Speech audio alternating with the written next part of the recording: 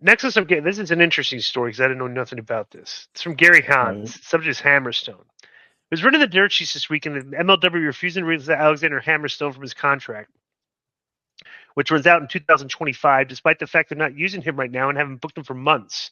My question is, why are they doing this? Hammerstone is hardly a giant draw for them, but they're not doing monster business, so why keep him under contract? And what's up with MLW signing guys at such long-term deals? Heard that Jacob Fatu is stuck with MLW until 2025-26. Such a weird business move in my eyes, and what does K100 think? I knew nothing about this Hammerstone thing, but I would suggest this is the court, just by reading this, okay? And I don't know a lot of the people there, but I know Hammerstone is kind of like a locker room leader guy.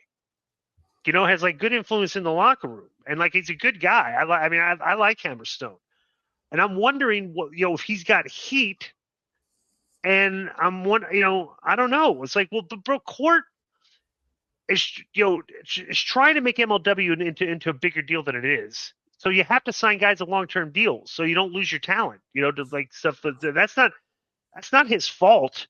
I mean, he just that's from a business perspective. That's smart on court, but I don't know why he would be treating Hammerstone like this. Do you know anything about this? No, I don't know anything about it, but I did work there, and at the end of the day, for this guy that sent this question, you don't want to invest time, money, ideas, and then have them leave. So you have to secure them the contracts. I know I got this guy for 4 years. Right. Yeah. Got this guy for 4 years. I can with him, Right. and and hey, contracts are what they are. What at the time is a good idea, maybe in a year it isn't. So you have to be very smart about signing contracts. And they're probably like, I'm thinking to myself, if the guy says they haven't used them in months, right? Yeah. Did he say that or no? Yeah, months. That means for months. Yeah. Okay. Yeah. So they're probably teaching him a lesson or something. So, because if they're not giving you work and they're not letting you out of your contract, there's got to be some point of contention there. Try to find out for next week's show. I got a report here. It's from Fightful. It says there were big plans set for Hammerstone, who would have joined forces with Cardona and Davey Boy Smith Jr. for a stable, the World Titan Federation. Hammerstone was open to the idea at first, but later changed his mind, preferring to work with Alex Kane or Jacob Fatu again. Those on the MLW side of things state that Hammerstone had, quote, checked out by then. He would request his release shortly after that, and it also says Hammerstone expected to see a big bump in pay for his next contract. So maybe, they're trying to money or right, yeah, that's what that is. Yeah, he's still young, bro. He's not that young. He's not that young. Isn't he like 32? Look how old he is, Joe.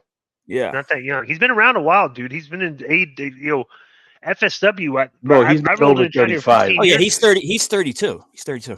He's only 32. Yeah. Yeah. Oh, he must have been really young when he was at FSW back then. Yeah. He's always been in really good shape. Because I recommend.